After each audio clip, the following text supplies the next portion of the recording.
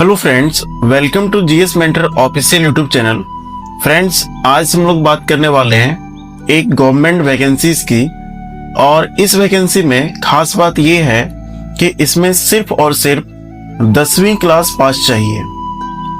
और इसके लिए जो टोटल वैकेंसी है वो 3727 वैकेंसी है।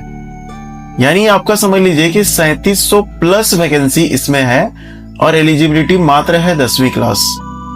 ठीक है, तो इस बारे में डिटेल्स हम लोग देखने वाले हैं। वीडियो को अंत तक देखिएगा, पूरा डिटेल्स आपको नोटिफिकेशन समझा दिया जा रहा है। फ्रेंड्स, ये जो वैकेंसी आई है ये वैकेंसी बिहार सरकार के द्वारा निकाली गई है और इसका नाम है क्या ना, कार्यालय परिचारी।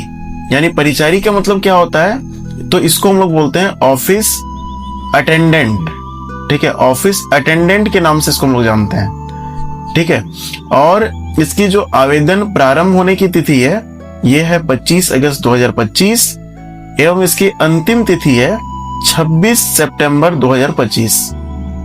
इसमें जो वैकेंसीज है वो आपका अलग अलग डिपार्टमेंट वाइज है और अलग अलग कैटेगरी वाइज है। तो कुल वैकेंसी आपका वही जो बताएं ऊपर में 3727 वैकेंसी यही अभी तक निर्धारित किया गया है। बाकी भविष्य में इसकी वैकेंसी बढ़ भी सकती है, घट भी सकती है। घटने का तो ज्यादा चांस नहीं है, लेकिन ये आयोग के पास में क्या होता है, अधिकार सुरक्षित रहता है। अब इसमें अगर हम लोग न्यूनतम शैक्षणिक योग्यता की बात करेंगे यहाँ पर, तो न्यूनतम शैक्षणिक योग्यता जो हमारा है आप देख सकते हैं कि यहाँ पर आपका सीधा सीधा मैट्रिक है और इसमें प्लस माइनस कुछ है ही नहीं।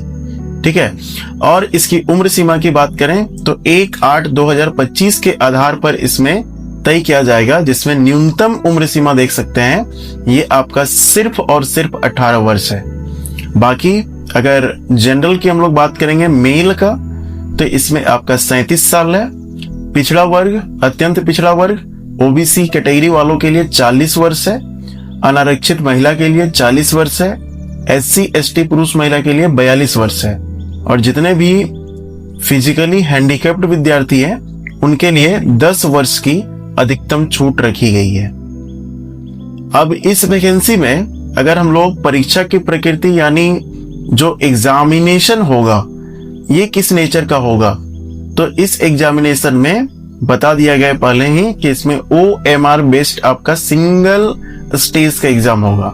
और इस सिंगल स्टेज एग्जाम में टोटल 100 क्वेश्चंस रहेंगे, जिसके 3 सेक्शंस रहेंगे।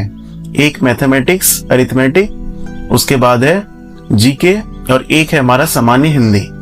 प्रत्येक प्रश्न 4 अंकों का रहेगा, जिसमें नेगेटिव अंक काटे जाएंगे।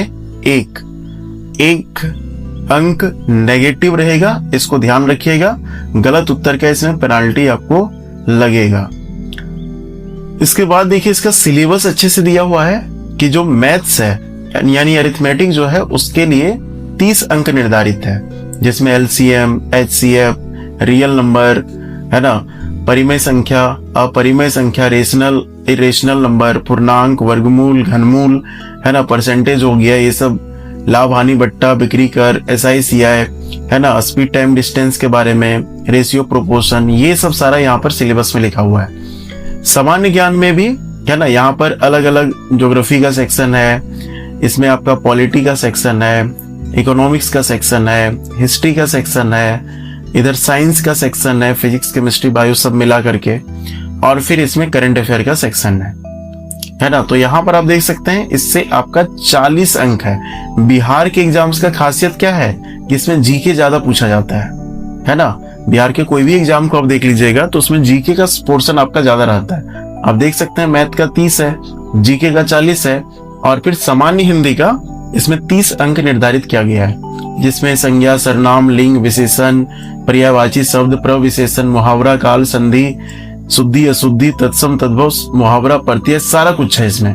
ठीक है, और इसमें आपका 10वीं कक्षा के पाठ्य पुस्तक के गद्य खंड एवं काव्य खंड के अंश भी यहाँ रचनाकार पर आधारित प्रश्न रहेंगे। यानी 10वीं क्लास की जो NCERT किताब है या SCERT किताब है ना हिंदी की, उससे भी आपके सवाल यहाँ पर पूछे जाएंगे। इसके बाद अलग अलग कैटेगरी वाइज इसमें क्या है कि न्यूनतम अर्हतांक है, मिनिमम क्वालिफाइंग मार्क जिसको बोला जाता है, कि अगर आप जनरल कैटेगरी के हैं तो उसे मिनिमम आपको 40% लाना ही पड़ेगा, तभी आपका जो है आगे डिसाइड किया जाएगा। नेक्स्ट है आपका ओबीसी के लिए 36.5%। उसके बाद है अति पिछड़ा वर्ग जिसको ईबीसी बोला जाता है, वो 34% में आता है। और बाकी जितने भी बच गए उन लोगों को न्यूनतम 32% लाना ही है, तभी आगे का उनका जो है कोई विचार किया जाएगा मेरिट लिस्ट में। इसके बाद फी की बात की गई है कि अगर बाहर स्टेट के विद्यार्थी भरते हैं फॉर्म, जनरल, ओबीसी, ये सब जितने भी रहेंगे उनको लगेगा 540 रुपये, और बाकी जितने भी कैटेगरी वाइज हैं उनको 135 रुपये लगेंगे। बाहर वाले के लिए देख सकते हैं, बिहार के बाहर से कोई फॉर्म भरते हैं तो 540 रुपये ही दिए जाएंगे। आरक्षण के लिए जैसा कि हर राज्य में नियम होता है ना, कि वहां आपको सर्टिफिकेट जमा करना पड़ता है और उस राज्य के ही जो निवासी हैं उनको आरक्षण का यहाँ पर लाभ मिल पाता है। ठीक है, तो ये सब इसमें इम्पोर्टेंट बात है जिसको हम लोग को यहाँ पर जानने की जरूरत पड़ती है। और इसके बाद फॉर्म आप आराम से भर सकते हैं। कब से? तो 25 अगस्त 2025 से फॉर्म भरना स्टार्ट कर सकते हैं। 24 तक फॉर्म अप्लाई होगा और 26 तक है ना, आप क्या कर सकते हैं, फाइनल सबमिट कर सकते हैं। फाइनल सबमिट का मतलब क्या होता है कि फी पेमेंट कर दिए, परीक्षा शुल्क 24 को कर दिए, परीक्षा शुल्क जमा कर दिए, तो जो फोटो सिग्नेचर वगैरह अपलोड करने की होती है वो आप 26 तक आराम से कर सकते हैं। और इसमें आपका जो है जो चीजें यहाँ पर जरूरत पड़ेगी वो आपका लिखा हुआ है कि ऑनलाइन आवेदन पत्र में मैट्रिक का अंक पत्र, स्थायी निवास, जाति प्रमाण पत्र, है ना, अगर आप फ्रीडम फाइटर के पोता पोती हैं वो सबसे संबंधित, पीएच से संबंधित, और अधिकतम उम्र सीमा में अगर छूट चाहिए तो उसका भी आपको प्रूफ यहाँ पर देना पड़ेगा। ठीक है, तो ये सब इसका डिटेल्स है जिसको हम लोगों ने यहाँ पर देख लिया है और अच्छे समझ लिया है। ये डिटेल्स नोटिफिकेशन जो है इस वीडियो के कमेंट बॉक्स में भी आपको मिल जाएगा, कमेंट बॉक्स में भी मिल जाएगा। ठीक है, अगर इस एग्जाम की आप तैयारी करना चाहते हैं और उसके क्या बुक लिस्ट रहेंगे, अगर आपको ऐसी कुछ जरूरत पड़ती है तो इस वीडियो के कमेंट में आप अपना राय प्रकट कर दें कि बुक लिस्ट आपको चाहिए क्या, तो हम उस पर भी एक वीडियो बना देंगे। ठीक है, बाकी ये वीडियो आपको कैसा लगा जरूर कमेंट बॉक्स में बताइएगा। नए हैं तो चैनल को सब्सक्राइब कीजिए और पुराने हैं तो वीडियो को लाइक कीजिए, लाइक करके इसको शेयर करना ना भूलें। मिलते हैं नेक्स्ट वीडियो में, तब तक के लिए जय हिंद, धन्यवाद।